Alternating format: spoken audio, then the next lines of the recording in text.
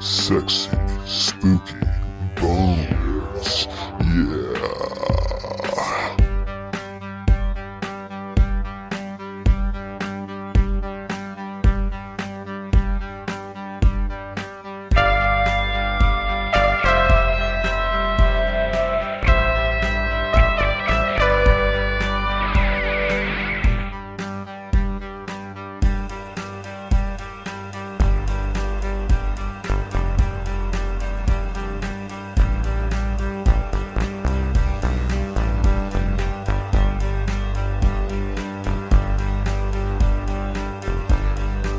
Hello and welcome to the Skeleton Boys, a horror movie podcast. I am Rolando. And I'm John.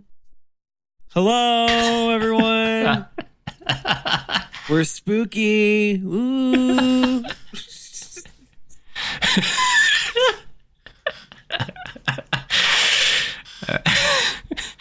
And welcome John, to the show. They're afraid of you. They're so afraid of me. I'm so scary. No, it's because you're a zombie. You're like, falling apart. No, it's because I'm like, ooh, scary.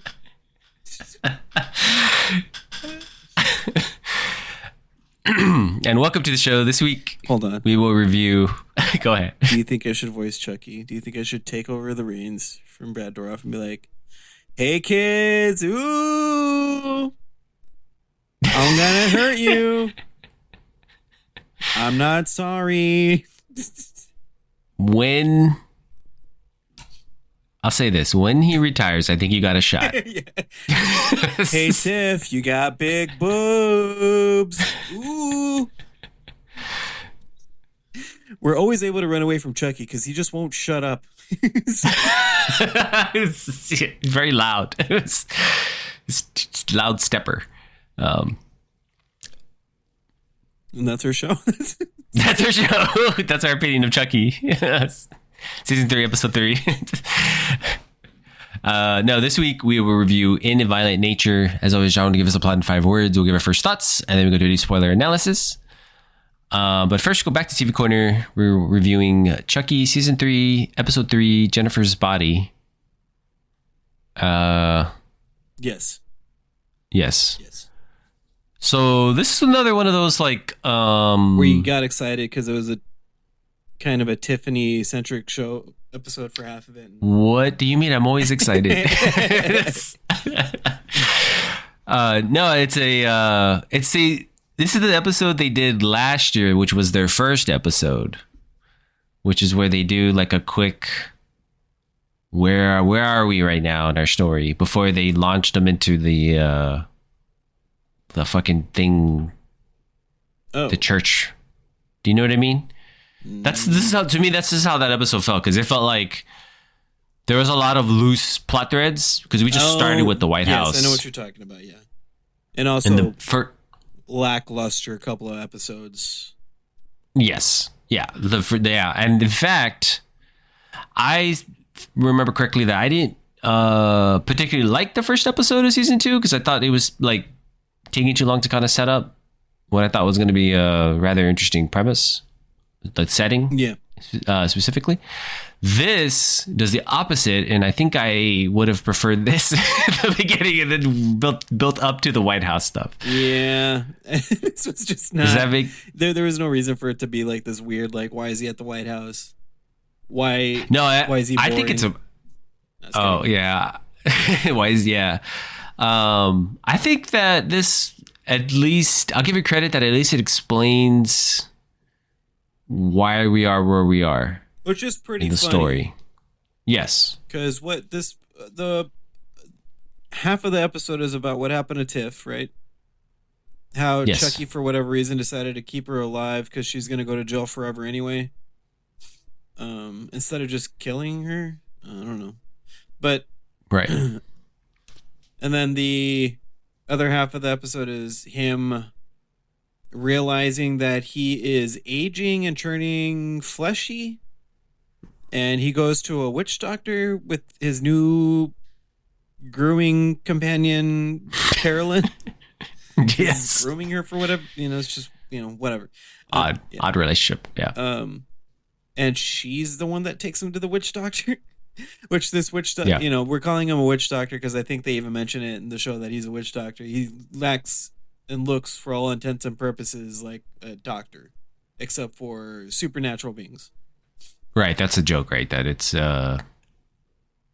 just a normal, boring, sterile doctor's office. But it's kind of cool idea. I mean, if there's going to be a spin-off series about just the weird shit that happens in this world, and it kind of also explains why people just don't seem to give a shit about these really insane things happening. I guess that showcases that this world is full of just really weird crap. Yeah. I hated it. Yeah, I figured. No. I hate it. No, I didn't hate it. That's the exaggeration. But like, I just think that it's no, it's a funny idea. Yeah. But like, if we were to like now if we try to think about it too much, it's kind of dumb. Yeah. Does that make sense? Like, if you try to over analyze, like, it's a fun joke. It's, I get it. Haha. He's a normal doctor explaining to him what's wrong with him, why he's aging. And I like that they actually brought back the fact that he was baptized. Yes. So, yeah, because he's infected with Christian magic, which is apparently worse than evil. So he's going to find something more evil than Christian magic. Which is why the thing that he worships is leaving him. Yes. Because he was baptized. So, which is why he's getting older, which is why... What is the idea here? That he wants to kill a bunch of people to 6 get good? people to appease whatever his name is. Yes. Yeah. Which he tries. They go to the Amityville horror house because he's like, oh, this place used to be super evil, and then it wasn't evil enough. Mm-hmm. So where does Chucky have to go? Where's the most evil place in the United States? Mar-a-Lago. I was gonna say, yeah, you're right. The Raising Cane's, they just opened up in North Hollywood. The traffic situation is terrible. Yes, trying to get onto the 110 from downtown with those, or trying to split off to the 101 from. It's a parking lot. Anything near downtown freeways is probably the most evil place on earth.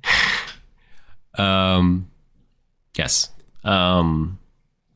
I like that they at least gave a reason why he chose the White House. Yeah. Though I'm unconvinced that that's a good idea. So, does that make sense? Like, yeah. I'm glad they took the time to explain why he's in the White House, because it is a bit jarring in the first episode. It did leave me... First episode of this season, it did leave me like feeling like, what is going on? Why is he here? Why is he getting away with murdering people? Why don't the kids like? It's just too many questions. And I'm not convinced that this is Chucky Prime. I feel like Chucky Prime is dead. I don't even know. I think it must be Chucky Prime because he's with fucking the little girl. Oh, Carolyn, yeah. Yeah. So right, it's just, but they never explained how he was hiding out in the bride doll that entire time. No, they did not. So. But I'm assuming that's just another like Don Mancini thing. Yeah, I guess so. Yeah. You know what I mean? Like he has a certain thing he likes to write. I find his. Is it Caitlin? Which one? Carolyn? Carolyn. Yes. She's a very boring character. Yeah. It's cool that she's been around since the first season, and like this turn was kind of calculated since then. But now that they have that, now she's fully on board with Team Chucky here. Like she's pretty boring. I low-key almost would have thought Glenda would have been a better fit, yeah, story-wise, because they're more interesting characters. Yeah. But I think part of the conceit to that is the fact that they're good. They're like good people. You know what I mean? They're like, so they would never be motivated to stay with Chucky. You know what I mean? Well, I feel like the only reason they are good is because Glenn is good. Glenda's not necessarily good. Right. Glenda likes to murder people. Yeah, I think I feel like the way they set the characters up, it's kind of like Chucky has kids, and then the kids are like, don't want to be like their dad. Yeah. Right. That's kind of the idea. So, but I like those characters, and I like what they did with the show last year or last season. Oh, and you like that Pippin or what's his name? Is the voice of Glenda and as the doll. Boyd, right? I forgot. Billy Boyd or some shit. Yeah, I know who you're talking about. Yeah. I find her character to be very boring. Like, I'm not quite like, again, like I don't. She's just kind of like this evil girl, and there's no like the little time that we spent with her this episode for the first time. She seems pretty unspectacular as a character. Yeah. Yeah, there's no flavor to anything she does. She's just okay. She's very blasé evil. Yeah, she's like, oh no, I'll watch stuff like that. Like, it's kind of like,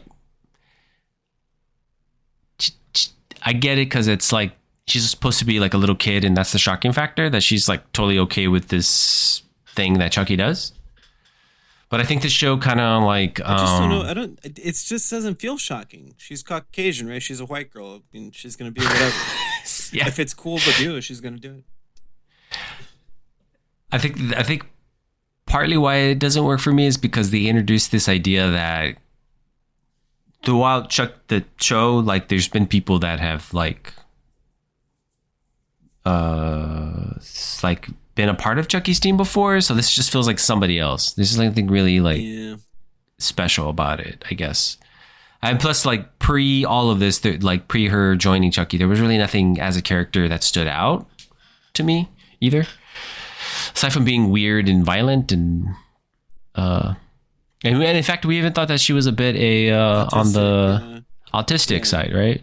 So, which doesn't seem to really bear out, right? I mean, they're not, or at least they're not exploring it like as a TV show. It could be like it seems a choice. Like, oh, she's coming out of her shell now because she's allowed to be evil. I don't know. Yeah, it's kind of a boring character. You're right. I agree with that. And they're pretty much they're not the entire episode, but they're a good part of this episode, because it literally picks up where 3 ends, where Chucky reveals that he was the female doll, the bride doll, the bride doll, and then tries to kill Tiffany, and then Tiffany is arrested. Yeah, because Nika rats her out. Yes. Yeah. But then there's like a weird part where Nika kind of shows like very Chucky-esque traits when Tiffany is getting hauled off to jail, and she starts to get like really evil looking, and she says all these things almost in a Chucky voice, and Tiff's just like, oh, okay, I'm sorry, and then she just goes off. Yeah, I just feel like this is a case of a character, Nika, that kind of already had her conclusion last year, and it just seems like this feels like leftover stuff. Well, they do need another mother-father figure now. That's true. So I think they've just been building up to this point. Good point. Yeah, you're absolutely right about that. These orphan kids need another guardian. Hey, it's probably not a curse. I wouldn't worry about it. You should take care of these kids. Everybody else has died. Don't worry about it. Yeah, like it's gonna be fine. Well, if what you say happens, then like Nika won't die. We know that for sure. That would be the end of that. Yeah. Thing, so. Yeah, I think it again, like, this whole White House thing never rings true for me, because Chucky the way he decides to get in, he's going to be left at a cemetery so the littlest boy can pick it up. Yeah, because one of the president's sons, I don't know what they're alluding, had an accident, maybe possibly committed the accident intentionally, or I don't know. Maybe Chucky killed this kid. I don't know how he did that. Anyway, yeah. Also, I think like you and I being both raised Hispanic, like our mothers, if we were to pick something up and our mothers saw it, we'd be like, put that shit back. Don't touch that. Yeah. like It's a fucking gross blanket. fucking doll. Put that shit away. Yeah, put that fucking thing down. Don't touch trash. Don't pick up trash. Because literally it's just fucking a doll sitting conveniently by the fucking tombstone. Which is also like, hey, this was potentially a gift that somebody left for their dead relative. Like, just take it. It's fine. Just take it. Yeah. Who cares? Yeah, like the common sense, but common sense is that stupid. Yeah. Like again, like they're just unfortunately, I feel like they're just not making this whole White House thing work. No, for me. And I'll like it. Just what I mean by that is like it just needs to be plausible, which it's not plausible yet. How would you feel though if they finally go to the White House and Chucky's not there, and instead he's on like a Hollywood movie set that takes place at the White House? Because that would also be one of the most evil places on Earth. So that would make more sense. Yeah. That I feel like didn't they make one movie like that? It's a film. It's a movie about Chucky. It's a movie about child's play. Oh, I don't know. Maybe. And you know what I mean? They do that whole thing where it's like, oh, this is supposed to be the actor that plays Charles Lee Ray, and I feel like they make that movie. Yeah, okay. Am I crazy? Isn't that the plot for? Was it Don Mancini's New Nightmare? I'm just kidding. But you're the Chucky historian of the show. Yeah, so the more we got into Chucky, the more I was like, you know what? Maybe I don't remember shit. I'm thinking it's like, isn't that the plot of Bride of Chucky? Aren't they on a film set? Oh yeah, you're right. That's how they run into Jennifer Tilly. Oh, okay. Yeah, there you go. We figured it out, so you didn't have to at home. You're welcome. Anyway, I feel like that would have probably been, if they had done it here, it would have been like, see, that would be a good twist, because it'd be like, he could be doing White House stuff and be like, cut, and then it flips and you actually see that it's just a bunch of actors and shit. Yeah. I'd be okay with that. I mean, clearly it's not. Oh, and then and then Chucky. I'm sorry, everybody. We're just listening to what we wish the show was. Like, this episode was way better, but it still was just like okay. I think it was an improvement. Yeah. It was an improvement. Yeah. But it would be funny if you went back to the set of where they got Jennifer Tilly and they know that that's evil. I don't know. Anyway. Yeah. I think it would be much easier to skewer Hollywood. Is that just low hanging fruit at this point? Yeah, I don't know. What, although woke lesbians and I mean, yeah, I guess so. I don't know. Eating at Chipotle or I don't know, something. Mendocino Farms. Mendocino's Farms. And getting Jenny's ice cream. Yeah, exactly. It's fucking. Hey, did you know Nestle owns Blue Bottle? Let's go there. And for everybody at home, those are... We're too LA. We're too LA because we know about Mendocino Farms. We sold out. Oh, man. Anyway, so that's this episode. I don't know. I'm not sure. I thought I was more excited about it, but then the more I thought about it, I was like, it's just better. Is it just me? Am I influencing you in my opinion on you? Okay. No, I remember watching it thinking like, oh, okay, this is so much better. But then the more I thought about the episode, the more I was like, we really had to sit through 2 episodes though before we got to this, and it's just better. Yeah, I feel like they made a mistake. They should have been the first episode. They did it last year, and frankly, it would have made sense to do it again this year or whatever, this season. But yeah, I don't know. Let's see what happens. I guess we're gonna finish this one. We're halfway done. Yeah. We're almost halfway done. Yeah. You know what? Okay. I'll give it this. Yellow Jackets also had like 4 really fucking bad episodes that last season. Yeah.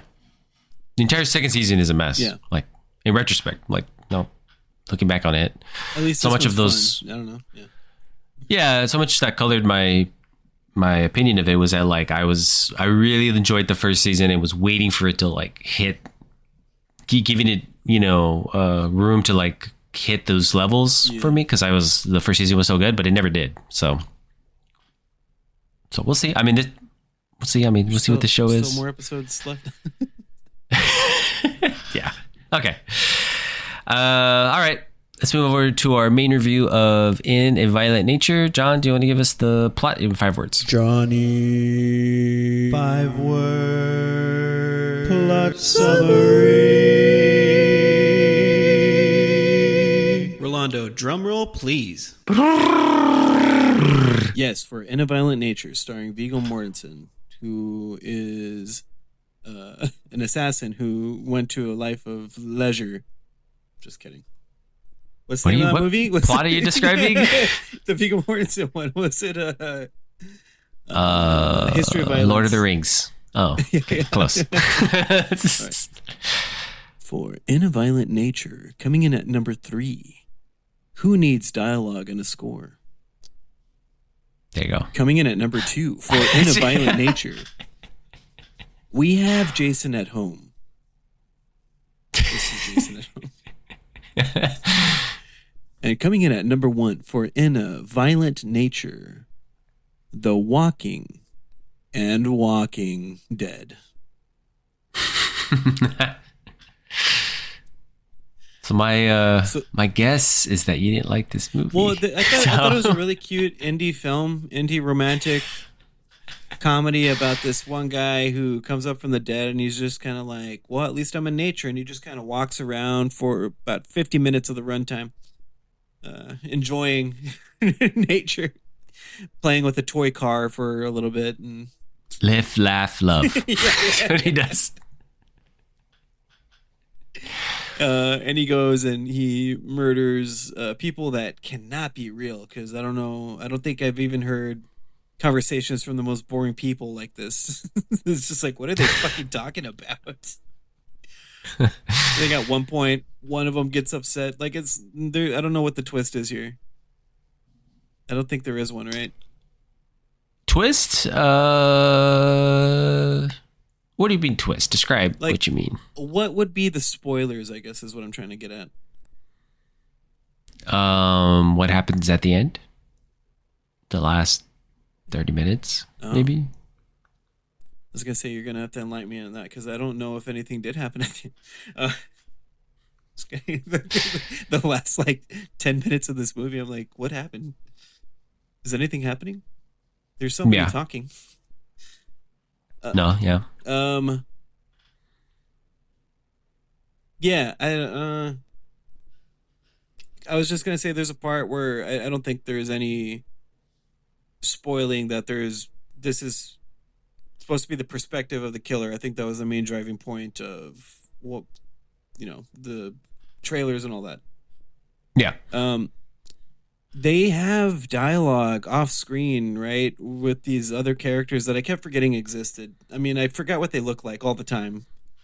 Just saying like, no, I don't care if his fucking dad died. He's killing the vibe, or like shit like that, which was kind of funny, but like I was also like, what is this? Yeah. I don't know. But how'd you feel about it? I feel like you loved it. Love is a strong word. I just actually I liked it.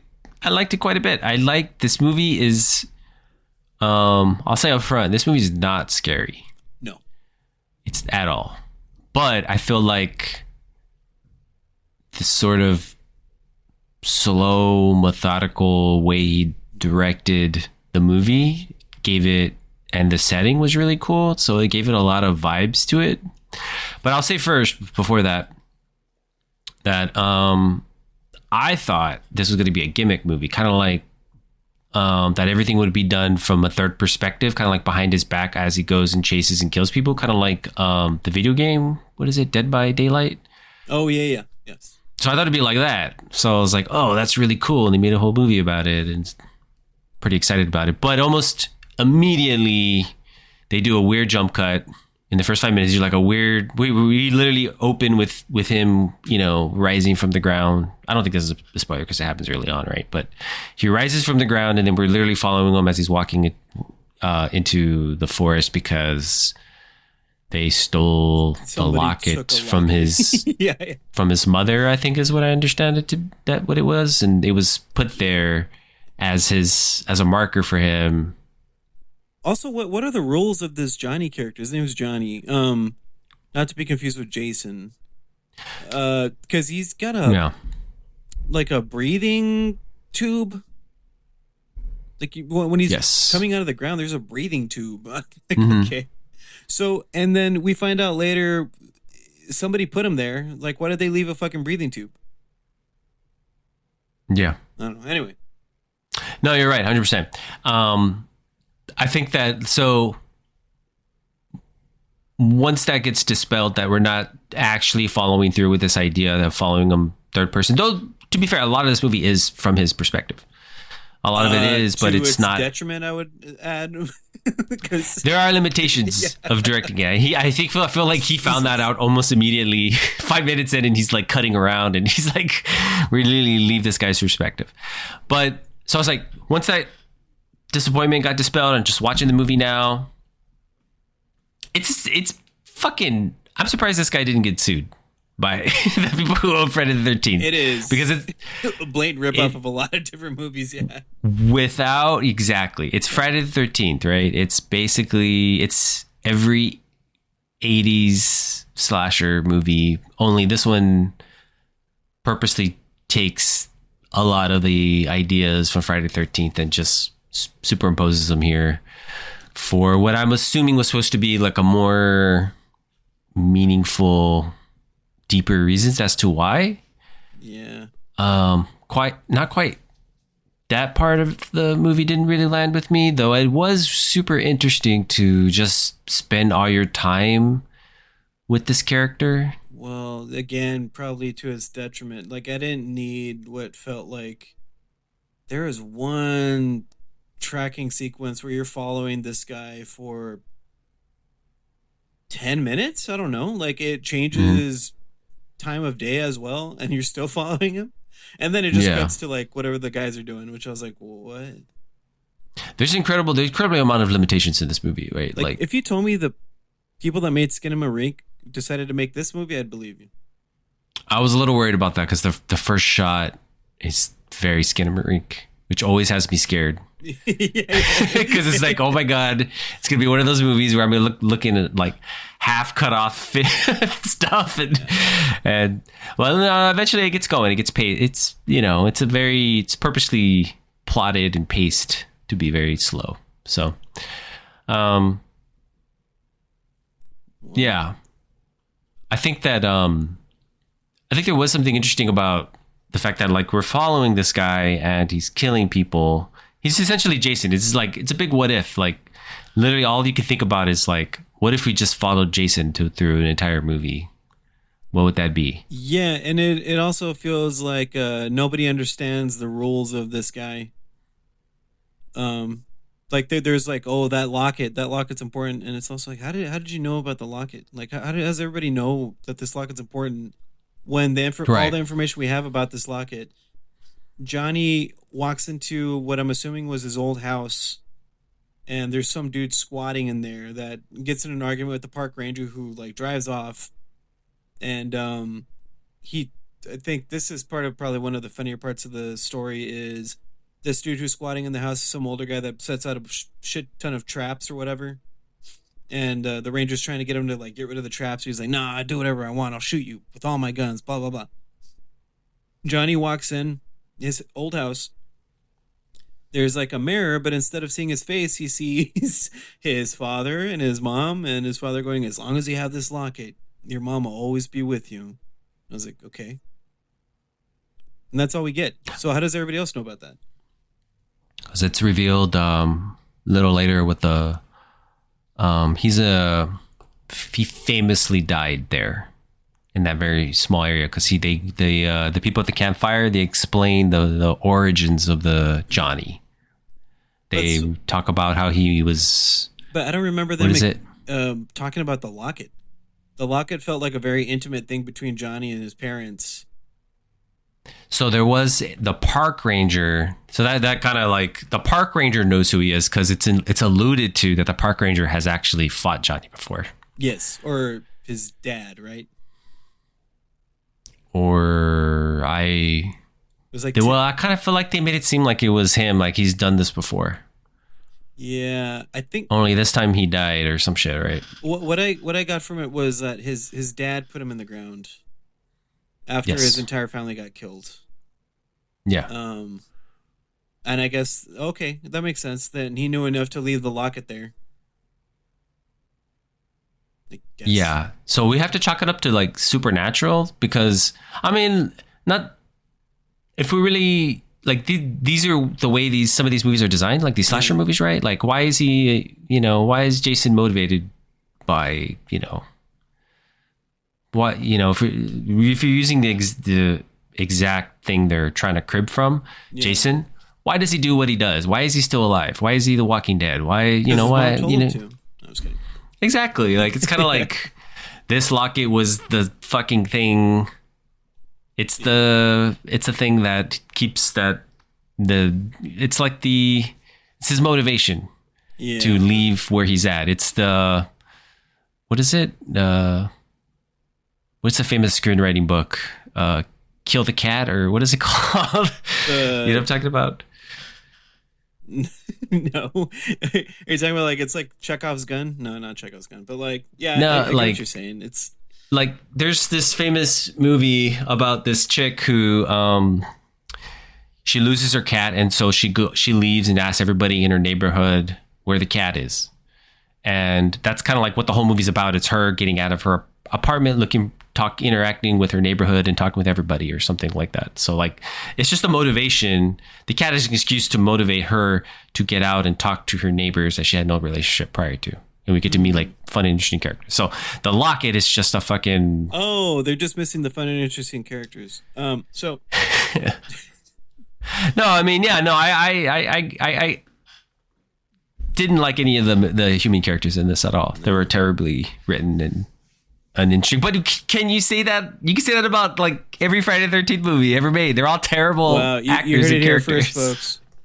Rolando shooting shots at Kevin Bacon for being a terrible actor in the first Friday the 13th movie. Yeah, I'm coming for you, Bacon. Yeah, I get it. I don't know. I guess I wasn't too fond of this movie. There's also other moments where it's like, for one, I did appreciate that nobody had the wherewithal. Like, not everybody's going to be Ash Williams from Evil Dead and be like, I need to immediately chop up this person. But they're like, are some shots, the deaths are cool. They make very little sense. There's like this one woman who's like doing yoga on a cliffside, and Johnny's, he never runs, but like he'll walk rapidly, I guess, at a faster pace sometimes. I don't know. Ass speed. Yeah. And she's like, oh no. And then she turns around and she just looks over the cliff like, oh, she's not sure what to do. And these shots are so long and try to track for such a long time to be artsy, I guess, that this actress is literally just standing there. And I think I briefly talked about this, how when people think they're trying to be innovative by doing something different, like, we don't need a score, which is like, just say you don't have money for it, whatever. But don't be like, we don't need a score because I wanted this to feel like a nature documentary. And I'm like, have you ever seen a nature documentary? They do have music. Is that what he said? Yeah. Like, I had to look that up. And I was like annoyed by that statement. Like, no, dude, there's nothing innovative about what you're doing. You just thought like, oh, because nature documentaries, it's quiet and blah, blah, blah. I'm like, that's not true at all. But, like this actress just stands there. And I have to point out, I wasn't impressed by anybody's acting whatsoever in this. I thought they're all kind of bad. She stands there, she gets stabbed, doesn't make any noise. And then Johnny's able to pull the chain that, I don't even know what that was. It's like a chain with a sickle at the end of it or something, or like psych or something. Mm-hmm. I'm not really sure what that was, but pulls it through her abdomen, stabs her in the head, like her skull with it. and then starts to pull so it breaks her neck, and she never makes any noise and pulls her head through her stomach. Yeah. I was like, cool, okay. And I thought maybe I thought it was awful. It was really gross. I was like, looking. I mentioned that I don't think Rolando's gonna like how graphic this is. But I thought maybe that was just like a fluke, like, oh, okay. She's the only person that's not gonna make any noise, but then like another dude doesn't make any noise whatsoever either. And he's getting slowly chopped to pieces. Yeah. Or not even slowly chopped to pieces. He gets like one arm chopped off. And then he gets his head chopped off. So I didn't understand why Johnny bothered to chop off his arm. To show he can't make noise? I don't know. Yeah. I think he was dead already, but I don't know. It was very ambiguous as the nature of that character, whether he was alive or dead. That particular individual, that particular death scene. Yeah. The girl scene you're talking about, I think that's just bad editing. Like, that's just bad editing. And I think that but I thought it should be said that like all the special effects stuff is really cool. Yeah. Not to my taste, right? I don't really care about the violence, right? But like, still, I thought I could appreciate the fact that the guy clearly knows what he wants and is executed in a fun, interesting way. Let's say if it wasn't humans Johnny was killing, what if they were like intergalactic aliens that were trying to stop this one alien? And then that was all the blood and guts stuff. Because our director writer, as Rolando knows, was the on-set special effects creature guy for Psycho Gorman. Yeah. Classic here. One of my favorites of the Skeleton Boys. Yeah. I was okay with it. I don't know. It was fine. It worked. Is it perfect? No, I don't think it is at all. I think that it's very like there's a lot of things that he stumbled upon.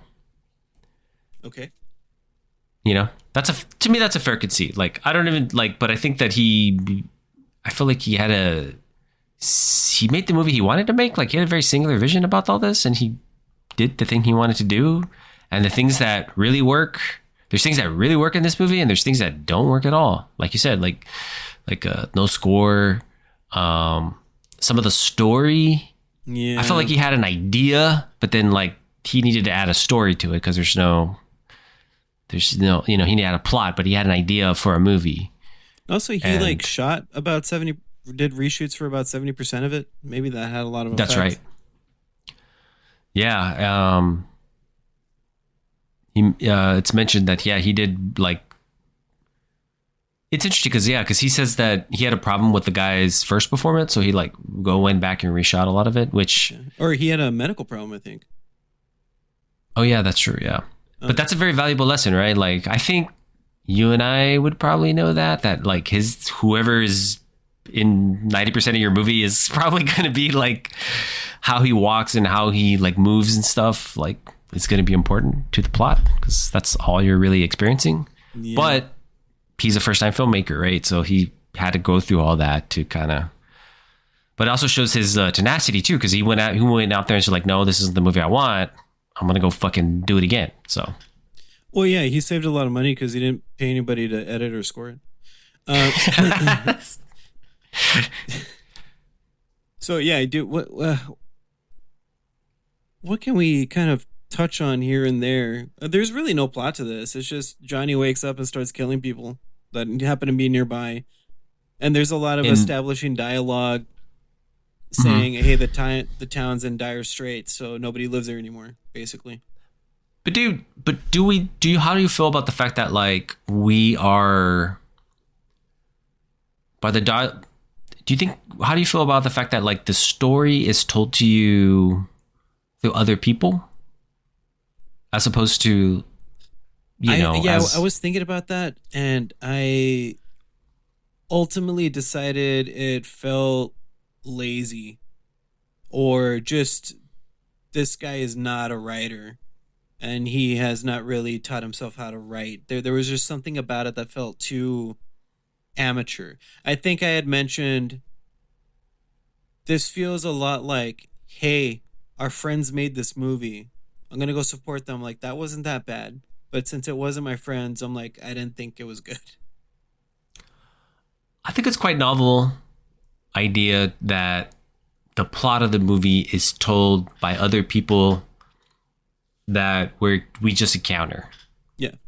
Right? Like we're just literally just like he's walking and he's looking. Except for the locket, which was they know the thing, but it was explained to us through Johnny's vision of his dad and his mom talking to him. Yes, yeah. That the locket was kind of the key. Which was also a fucking direct rip from like Friday the 13th too. Yes. Yeah. Oh yeah, no, absolutely. This movie completely like surprised there isn't a lawsuit. Surprised this movie got released at all. like they literally are just cribbing from like every Friday the 13th movie.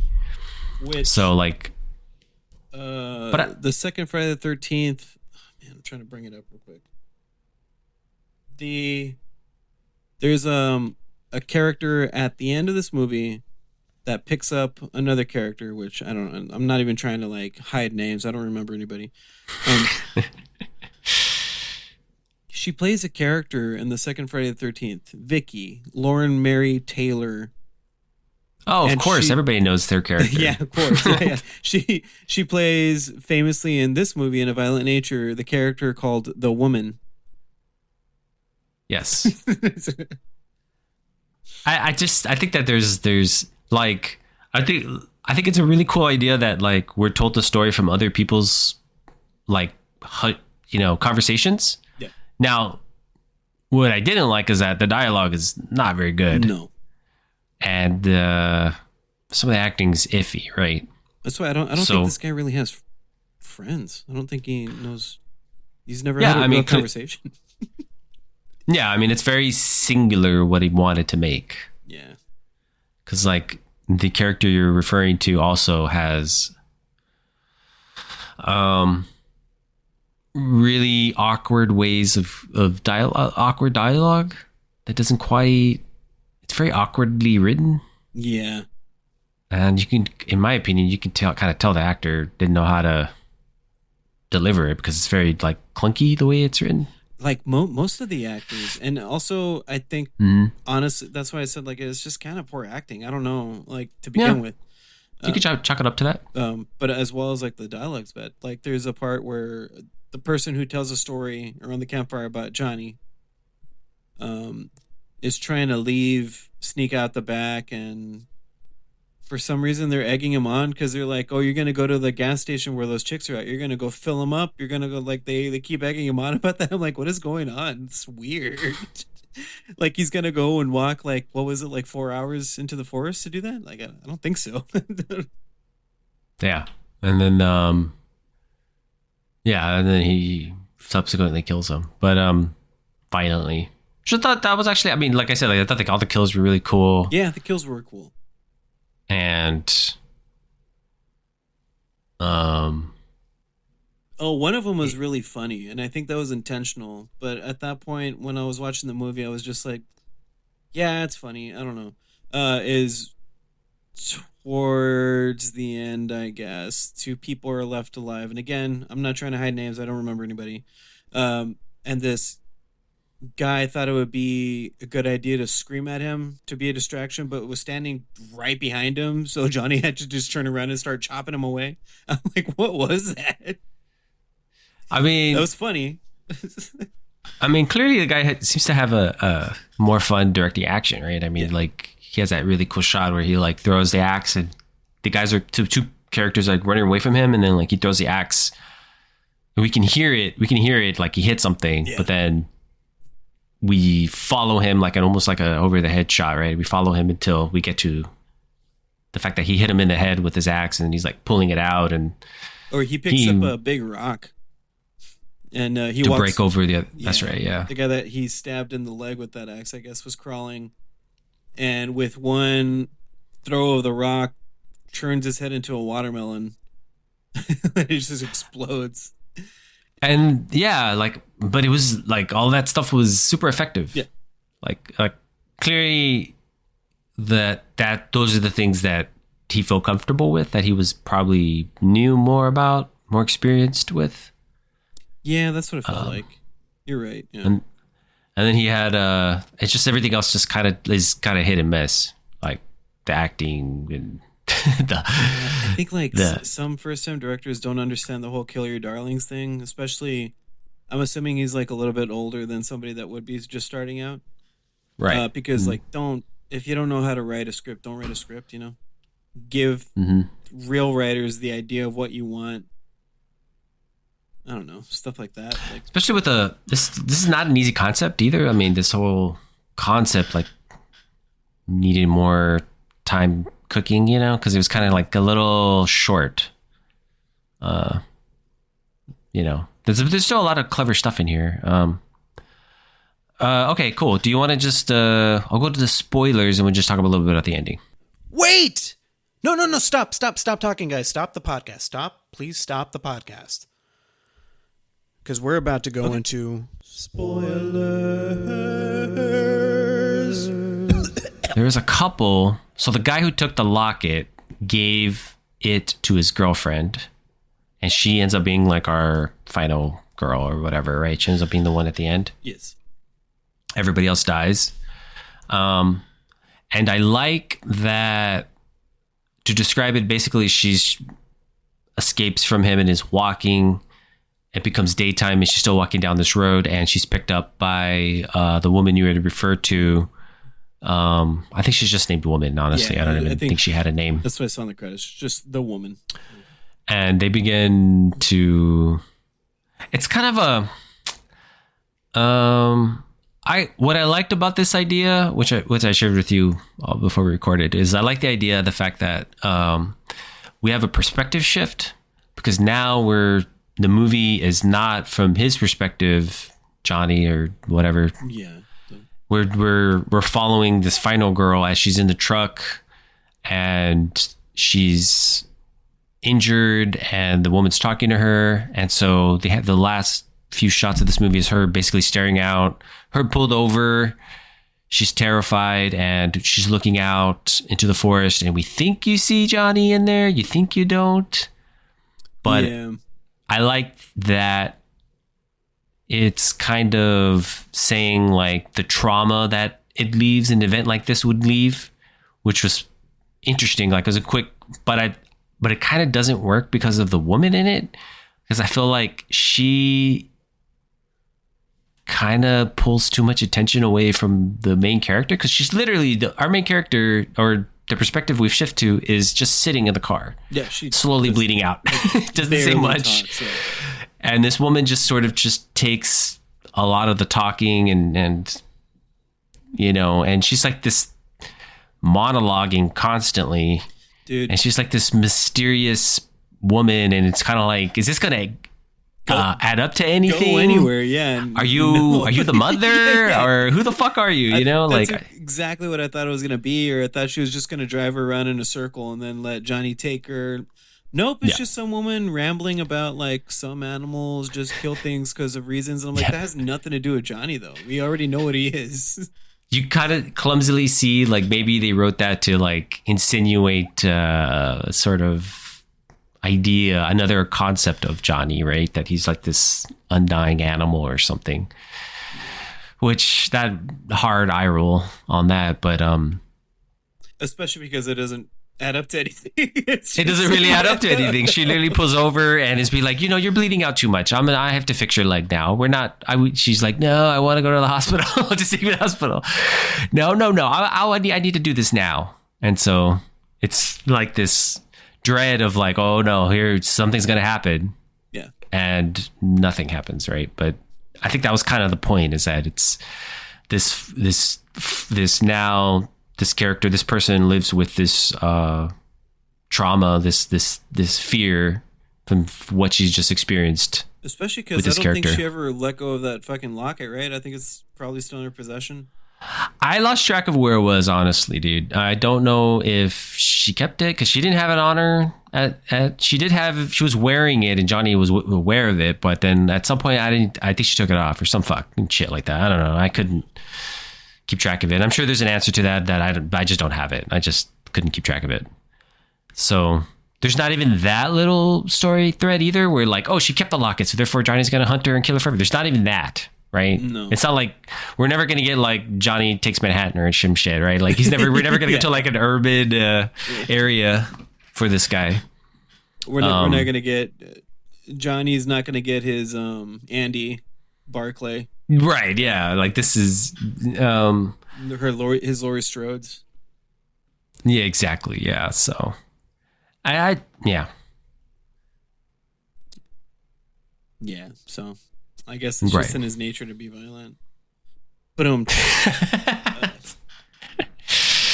Alrighty. Do you have any other thoughts? Are you ready to rate it or? I'm ready to rate it.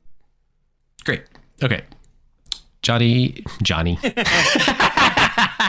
just gonna remain quiet. Yes. This is gonna link to a video of me just walking in the forest for like 6 hours. Yeah. How many 60 spooky bones do you want to give it? How many sexy spooky bones will you give it? Sexy bones. Ooh, sexy bones. Well, I know what Johnny. Show us your sexy spooky bones. No, wait, don't do that. Just rate the movie. I'm going to give In a Violent Nature 4 long, drawn out, sexy, spooky bones. Yeah, I think I would. I'm gonna go a little higher. I think this is an interesting movie with flaws. I'll say a 7. Oh, I think that there's a lot of like atmosphere and blood, and I think that it's interesting the way the filmmaker, even with his shortcomings, still made something that I think I found interesting. Yeah. And it's kind of like a one of a kind approach that kind of loses its novelty a little bit. Like the whole idea of the third person being third person behind a Jason-esque killer, doesn't quite pay off in the ways of its ambition, but it's a good try. So, like, I don't think I will watch this again, nor will I look forward to a sequel. We're just gonna soon forget it. Yeah. Forever. So we're never gonna watch Into a Violent Nature. Into the Wild, Violent Nature. Into the wild. Cool. All right, guys, gals, non-binary pals. Thank you for listening, and as always, stay spooky.